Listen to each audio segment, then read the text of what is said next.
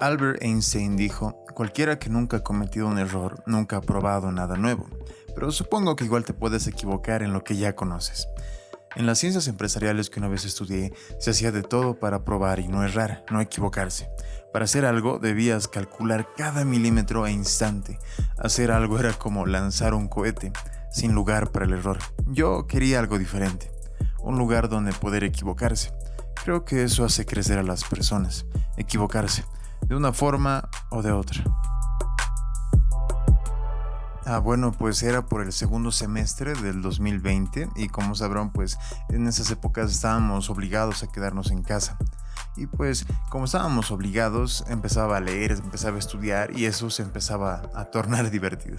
Sobre lo que leía sobre todo acerca de marketing digital, marketing como tal y demás otros marketers que veía en internet, ¿no? Y un día simplemente agarré mi celular, vi y dije, quiero ser mejor. Quiero ser mejor persona, mejor profesional. Quería ser prácticamente como esas personas que veía en la pantalla de mi celular. Pero para eso necesitaba practicar. Y encontré precisamente un lugar donde poder practicar, donde poder equivocarme. Equivocarme y avanzar. Recuerdo que ese fue el pensamiento que me orilló a hacer las cosas que hasta ahora hago. Había un grupo de Facebook que eran de mis compañeros de carrera de la universidad. Entonces en ese grupo encontré muchas personas con las cuales yo creí que podía probar estos conceptos y entonces preguntándome cómo empezar, empecé a hacerme preguntas como ¿por dónde empiezo? ¿Qué les propongo? ¿Qué les digo? ¿Cómo edito las imágenes que voy a publicar y demás cosas? Entonces entre pregunta y pregunta y duda tras duda pues me quedé con la cabeza hecho un nudo y decidí hacer algo muy lógico, decidí empezar por el principio, viendo lo que son pues las características del marketing, de qué es el marketing como tal. El marketing, bueno, pues ¿qué es el marketing? El marketing consiste en administrar relaciones redituables con tu cliente. En pocas palabras, o en otras palabras, sería como entender a tu cliente y venderle algo. Pero para lograr esa venta, lograr ese intercambio, pues hay cosas que se deben hacer primero. A eso le vamos a llamar el proceso del marketing. Vamos a dividir este proceso en 5 partes, las cuales vamos a ver una a una. La primera es conocer al mercado y conocer sus deseos o necesidades. Lo que tienes que hacer es seleccionar un grupo de personas, ver qué necesidades o deseos tienen y ver si es que ellos están dispuestos a realizar intercambios para satisfacer esas necesidades o deseos. En el caso de lo que es el cuadro de acá, pues simplemente es que vemos una persona que quiere cruzar al otro lado y esa es su necesidad. Él quiere cruzar. Esa persona tiene el deseo de cruzar. Es muy simple. La siguiente parte del proceso es solucionar o ofrecer una solución o por lo menos contar con una solución. Una vez que nosotros conocemos a las personas, las necesidades o deseos que éstas tienen, pues nosotros debemos contar con lo que es una forma de solucionar o satisfacer esas necesidades o deseos. En el caso del cuadro sería que una persona al otro lado de la montaña tenga una forma de hacer cruzar a la otra persona que no puede cruzar. Entonces es tan fácil como que saber cómo cruzar la montaña. Esa es la solución a las necesidades, o es el deseo, la satisfacción de ese deseo. Luego tenemos lo que es ofrecer el producto o ofrecer la solución en un producto. Esto prácticamente consiste en que una vez nosotros hemos entendido a las personas, las necesidades y sabemos de una solución, pues nosotros ofrecemos un producto que produce la solución o el resultado deseado. Entonces prácticamente es que tú puedes decidir el producto, su color, el precio que tiene, dónde la gente lo puede comprar y demás cosas. En el caso de la montaña sería que la persona pues lo haga cruzar al señor de una montaña a otra. Tan sencillo, de la forma que sea. La cosa es que necesita hacerlo cruzar, no importa la forma. Recuerden que el producto puede ser como sea siempre y cuando pues resuelva las necesidades del cliente. Luego tenemos lo que es relacionarse. Relacionarse se refiere a prácticamente llevarse bien con tu cliente. Es preguntarle a tu cliente qué otra cosa necesita, ofrecérsela y vendérsela de aquí a un futuro más largo. ¿Por qué? Para llevarte pues bien con tu cliente y que siga siendo tu cliente de aquí a mucho tiempo más allá. En el caso de la montaña sería que ese cliente mismo pues le dijera que a la siguiente vez que necesite cruzar la montaña pues simplemente le llame o le mande un WhatsApp. Y finalmente tenemos la parte que consiste en captar valor, o mejor dicho que es cobrar o completar el intercambio. Recuerden que este era un intercambio, una persona tiene un problema, otra persona tiene la solución e intercambian ambos algo para satisfacerlos a ambos. Entonces captar el valor consiste prácticamente en completar este intercambio y si es posible iniciarlo nuevamente. En pocas palabras, en el caso de la montaña, sería pues que la persona le cobre por haber subido la montaña o por haber cruzado esta montaña. Entonces, una vez decidido que iba a hacer un horario para que ellos anoten las materias y a las horas en las que pasaban, para ayudarles a tener un poco más de orden en esa época tan rara, pues decidí empezar a diseñar el horario. Empecé por usar lo que era Canva, era una herramienta de diseño gráfico. Ya tenía un poco de experiencia en la herramienta, así que decidí usarla, pero lo gracioso es que terminé utilizando lo que era Excel. Y mientras diseñaba en el Excel con las limitaciones gráficas que te dan, ¿no? Entonces empecé a recordar dos conceptos muy importantes, los cuales eran la de la vaca morada y la de la diferenciación. La vaca morada, pues la vaca morada consiste en que si tú ves muchas vacas pues caminando por tu ventana, lo más probable es que tú te centres en la atención en la vaca morada. Así es, si es que tú tienes un negocio, pues tu negocio debe ser como las vacas moradas, o como una vaca morada entre muchas vacas de color. Esto sirve mucho para llamar la atención. El concepto de la diferenciación es prácticamente el mismo, que consiste de la vaca morada, llamar la atención, pero este también implica en que si tú haces algo diferente mientras compites con los demás, pues tienes más chances de ganar, o por lo menos tienes chances distintas de las que tiene el resto. Imagina que si todos somos como vacas en una carrera, pues la que tiene patines es más probable que vaya más rápido y que gane la carrera. O tal vez se lesione y pues ya no pueda continuar. En cualquier caso, eso depende de la vaca. Y bueno, pues una vez terminado de hacer el horario, estaba muy bonito, quedó con los colores y el logo de la carrera, y lo que restaba era publicarlo en el grupo de Facebook. Lo que hice fue publicarlo con un link de descarga en su descripción. Lo curioso de ese link era que utilizó una herramienta llamada Bitly.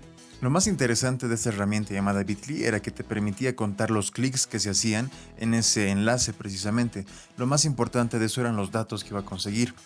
Recuerdo que en esas épocas me gustaba o me parecía muy divertido utilizar herramientas como estas. Hasta ahora me resulta un poco divertido utilizar este tipo de herramientas. Son muy útiles y de paso es como que te dejan experimentar. Pues sorpresivamente al horario le fue muy bien. Creo que fue la publicación que más likes tuvo ese grupo en su historia, antes de mí obviamente. Entonces en la publicación pues estaban las personas comentando, personas compartiendo, diciendo qué buen trabajo, y yo estaba como, qué buen trabajo he hecho. Estaba celebrando muy efusivamente, y en mi interior decía, chicos, no es para tanto, es como solo es un horario, y espero que se note la falsa modestia, pero para mí era el mejor trabajo que se había hecho en ese entonces.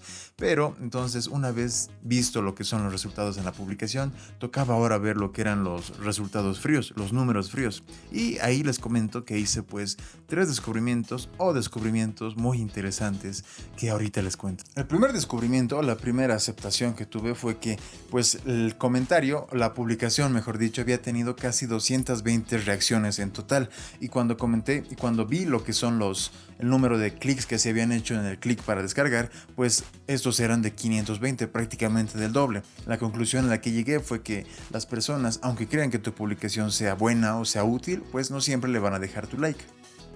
El segundo descubrimiento, o lo segundo, fue descubrir el alcance, o por lo menos suponerlo, de lo que tiene una publicación dentro de ese grupo de Facebook. Como pueden ver, aquí tengo lo que son los datos, las aceptaciones, y pues se puede hacer una especie de comparación entre esta publicación y las demás, y a cuántas personas es posible alcanzar con una sola publicación en por lo menos este grupo de Facebook y en ese tiempo que era entonces. Y lo tercero fue finalmente una conclusión, o por lo menos una teoría, de que prácticamente la diferencia que existía entre la publicación que había hecho y el resto de publicaciones del grupo que estaba antes, pues prácticamente la diferencia era demasiada. Era como que una publicación tenía 10 likes y la que había hecho tenía casi 200 tantas. Y pues esa diferencia, pues tal vez yo dije, tal vez fue suerte, tal vez fue coincidencia, que esta publicación llegó a ese punto. Lo que concluye entonces es que necesito saber qué otras cosas influyen en este tipo de suerte, ya que si es que fue suerte, pues necesitaba saber cómo hacerla o cómo hacer más de ese tipo de suerte. Y bueno, pues con los descubrimientos hechos y las semanas pasando, me tracé un nuevo objetivo, el cual era básicamente incrementar el flujo de personas en ese grupo de Facebook. Lo que tenía que hacer era incrementar las reacciones que tenía todo ese grupo y incrementar los miembros del mismo. ¿Y para qué? Pues para seguir experimentando con los conceptos que estaba queriendo aprender. Y para eso me pregunté, ¿qué podía hacer para atraer más gente a ese grupo de una carrera? Y se me ocurrió una pelea de institutos, una que todos quisieran ver. Existe un contexto bastante curioso en lo que respecta a ingresar a la UMSA, la cual es una de las universidades gratuitas y más famosas del país. Lo que tienes que hacer para ingresar a ella es simplemente dar un examen de admisión. La cuestión es que ese examen, si tú eres recién salido del colegio, pues te va a parecer muy difícil o prácticamente es muy probable que tú fracases al darlo. Entonces muchos colegiales lo que hacen, o muchos bachilleres recién salidos del horno, lo que realizan es que se van a institutos donde se preparan para estos exámenes de mejor manera. Y lo que estos institutos hacen, lo que estos institutos prometen, pues es algo realmente heroico. Lo que prometen es cubrir lo que no hiciste en 5 años, cubrirlo en 3 meses. E incluso he visto veces que lo hacen incluso en una noche antes del examen. Y esto sinceramente es admirable si es que estos institutos cumplen. Una vez en la carrera yo entré y yo preguntaba a mis compañeros cómo es que ellos recordaban a sus institutos. Y obviamente los que lograban aprobar pues recordaban a sus institutos con mucho cariño, con mucho respeto, porque los habían ayudado a lo que es lograr lo que era ingresar a la mejor universidad del país. Entonces yo viendo cómo es que ellos recordaban a sus institutos con gran cariño y respeto, pues pensé, oye, ¿y qué pasaría si los hacemos pelear? Y así fue como comenzó pues la guerra de institutos, o un torneo de institutos, mejor dicho. La dinámica del torneo era simple. Yo colocaba 2 institutos frente a frente y el que tenía más reacciones pues ganaba. Y así íbamos cada ronda hasta llegar a un gran ganador o a un campeón del torneo. Y por detrás de este torneo, pues yo estaba ahí planificando quién se iba a enfrentar con quién, a qué hora publicar, qué cosas comentar en cada publicación, qué reacción poner, cómo diseñar cada imagen y obviamente todo esto cubriendo lo que era la conversación que tenía cada grupo de Facebook. Y pues todo era considerando el tipo de conversación y el tipo de plataforma que en ese entonces era Facebook. El tipo de plataforma, que era un grupo, y la conversación que tenía ese grupo. Cada red social es como una plataforma. Imaginen que una plataforma es un lugar donde vienen personas a ver cierto tipo de cosas y a obtener cierto tipo de cosas. Imaginen entonces que una plataforma es un lugar donde se reúnen cierto tipo de personas a ver cierto tipo de cosas. Entonces cada plataforma o cada red social pues tiene cierto tipo de formato, cierto tipo de conversación, el cual debes respetar pues para participar en esa conversación.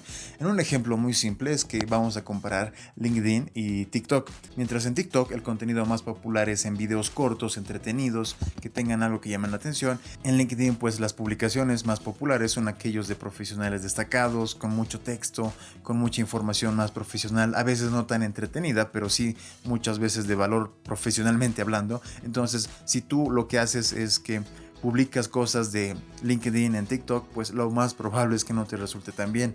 También es posible adaptarlo, obviamente, pero nosotros debemos entender la conversación que existe en cada tipo de plataforma social que hay hoy en día, por lo menos. En TikTok es más de entretenimiento y en LinkedIn es más de profesionalismo, es más de encontrar y contratar a alguien o ser contratado. Entonces, recuerda que la conversación de cada plataforma pues influye en lo que deberías hablar en ella y el formato en el que deberías hacerlo. Y bueno, pues al cabo de 3 semanas ya se había cumplido el primer objetivo que tenía, el cual era incrementar el flujo de personas que había en ese grupo de Facebook. Las publicaciones ya recibían más likes, incluso el número de integrantes del grupo se había incrementado mucho. Recuerdo incluso que un amigo que estaba de administrador en el grupo me llamaba y me decía que tenía mucho trabajo porque muchas personas estaban intentando ingresar al grupo y pues no todas ellas eran estudiantes. Había que limitar el acceso a esas personas. Y bueno, una vez completado ese objetivo, yo solo pensé en que, bueno, ahora que ya tenemos las personas, es hora de implementar o de experimentar más conceptos que podía probar en un futuro próximo. Pero para eso, pues hay que ver las siguientes publicaciones y tienes que ver el siguiente video para ver qué conceptos habré probado en cada una de esas publicaciones. Nos vemos y chao.